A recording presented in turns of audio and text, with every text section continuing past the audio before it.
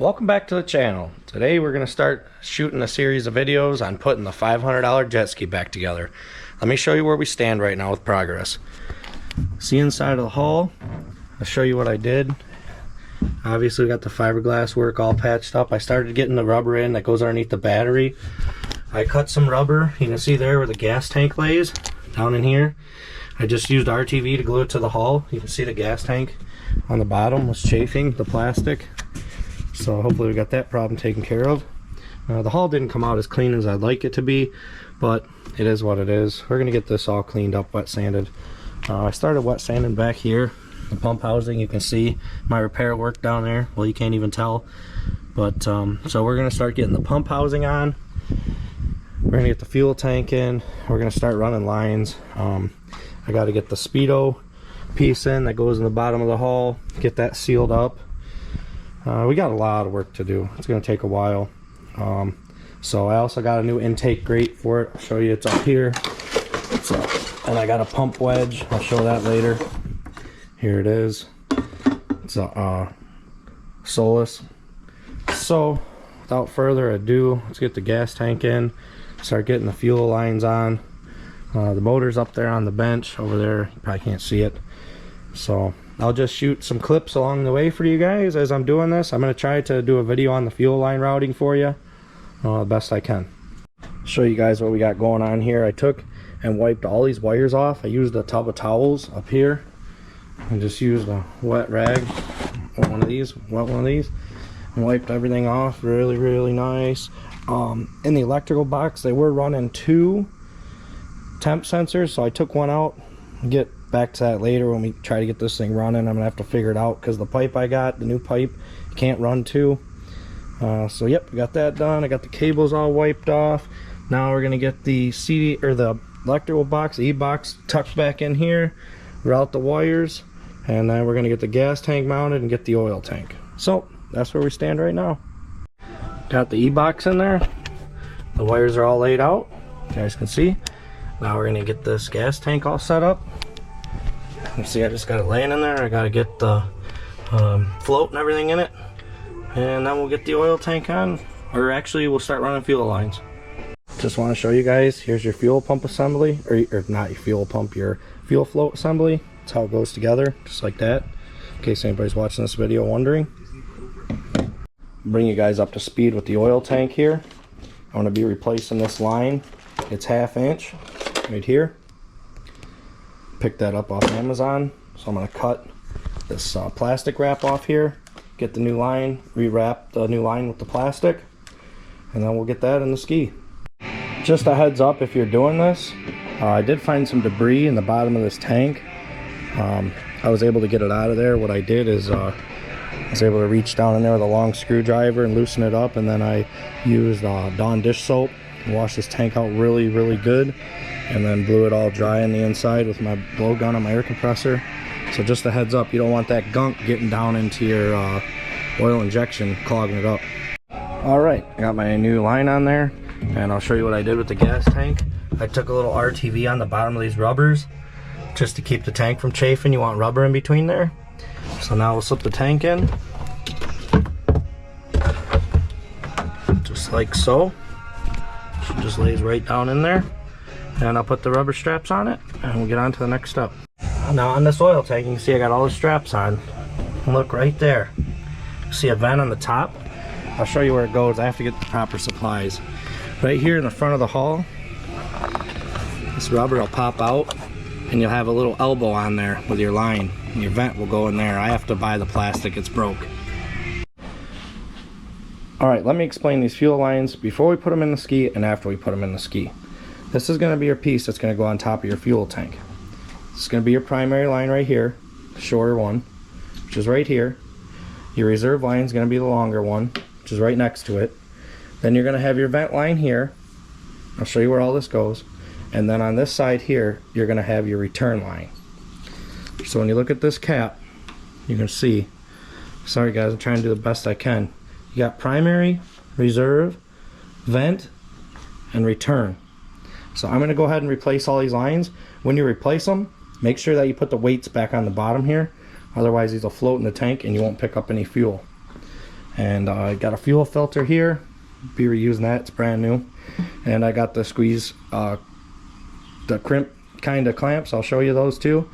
And then I'll show you when we get it in the ski. I'll re-explain everything, how it's laid out, make it real simple for you guys. I also have here a brand new fuel selector. I always replace these. You can rebuild them. There's a little rubber O-ring. These can restrict the flow. I got the new fuel lines soaking in boiling hot water, and you can see that they're going to be really easy to apply and work with. They just open right up as soon as I drop them in. Awesome little trick. Here we have it. I had the fuel line soaking for, I don't know, maybe about 10-15 minutes in the hot water, and nice and flexible, pliable now, not all wrapped up. Great little trick for you guys. I'll be doing that more often. I haven't done it in a long time. So I'm going to start getting these replaced, and I'll show you the crimp fittings I got, a little tool, and show you along the way. The fuel line clamps, I like to use these. They're squeeze. These are 8.8 to 10.5 millimeter. I'll show you. Squeeze them on there.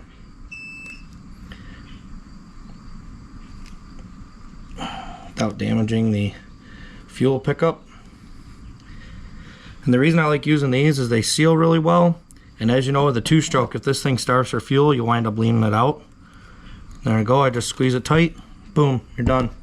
Real simple. So I'll let you know towards the end of this video how many of these I'm going to use. I didn't order enough fuel line, and I didn't order enough clamps, so I got to get some more. Okay, we're back at it. It's Thursday after work. You can see I got all the new lines ran on here.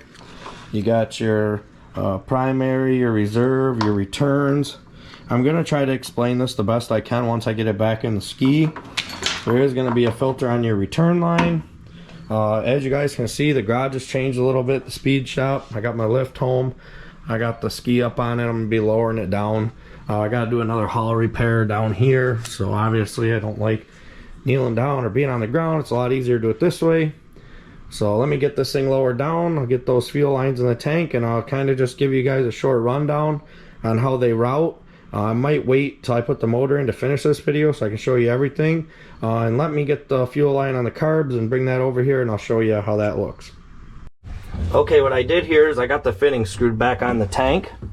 As you can tell, obviously, one, you're going to have the vent that comes up here, so I got that on. I did mark my primary and my reserve line because they have different heights of pickup in the tank, obviously. And then I have my return filter on here, so I know which line that is. So that's kind of the way I'm doing it to lay this out. It's hard to explain with all this installed to be able to show you guys. But as I start routing it, it'll make sense to you. So I got this all zip tied up real nice on there, nice and tight. It's just going to pop back in the hull like that. And I'll get everything cleaned up and organized underneath there as I go. Get the fuel lines ran. And yeah, we'll get going and we'll get those lines on the carbs. But she's coming together, guys. Okay, I got the lines coming through the hull. There's a clip up here I'll show you in the front. But as you can see, I got these primary and reserve. Well, on my new fuel switch, it says reserve, out, and on, I believe the bottom says. So you know that your primary is going to go on the in. Your reserve line will go on the reserve, then your out is going to come back here to your water fuel separator. I'll show you what it looks like in the front. I got everything pretty nice and organized in here. It's hard to tell without light, but you can see no kinks, everything's real nice. So let me press on. Now we got the carburetors. These are going to be your primaries right here, 3 of them, triple outlet fuel pump. These are going to be your returns. Now, the 780 carbs, there's going to be a restrictor on the return. See right here, there's a very, very small hole in it. If you're using the stock 750 carbs, you got to make sure you put a restrictor in that return line. It bumps the pressure up. Don't forget to do that. You won't be happy. Should run lean. Let me get this together here. It's pretty simple, self-explanatory. Jumper line here, jumper line here. Then your return's going to hook up directly to your return on your fuel tank in the jet ski.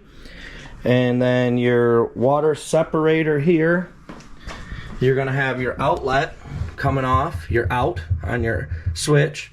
That's going to come back here to your arrow in. And then your arrow out right here on your water separator is going to go to your triple outlet fuel pump inlet. And then 3 lines. 3 lines are going to feed the carbs. So over here you're going to have 3 lines. boom, boom, boom.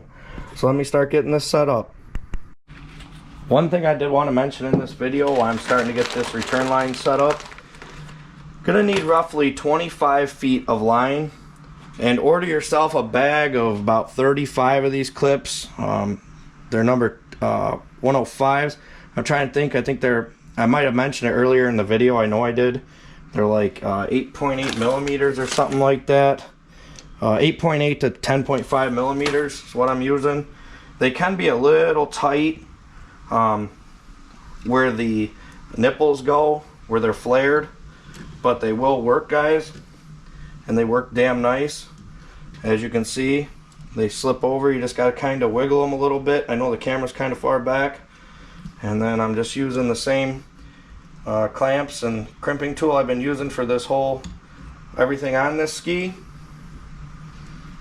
So I'll crimp everything up real nice out of the way, and we'll be ready to get the carbs onto the motor.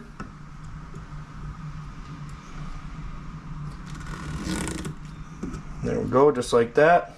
Get the last one finished up, and I gotta go boil some hot water, and I got 5 more feet of line, like I said, 25 feet. I'll get that boiled up, then we can get the rest of it plumbed up. Here you can see I got the returns on the carbs real nice, and like I said, we'll get to the primaries when we get it all put in. We get the motor put in.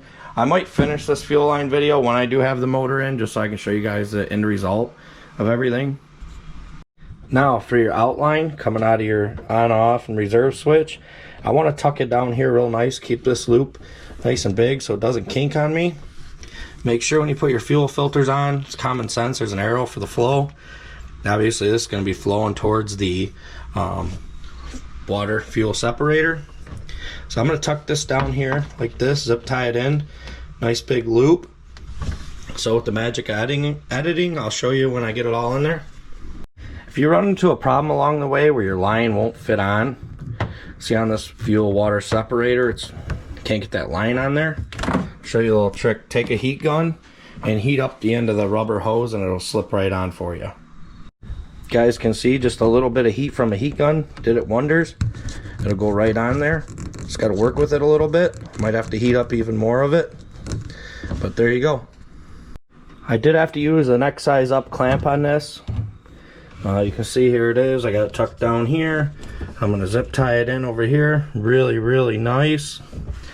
Now the rest, this will go down to the fuel pump, and then the 3 outlet will go to the 3 inlets in the carbs, and then we'll have the return line, which is over here. I still got to get that made. But I think what I'm going to do is I'm going to drop the motor in, and then we'll figure out where to mount that fuel pump, and then we'll go from there.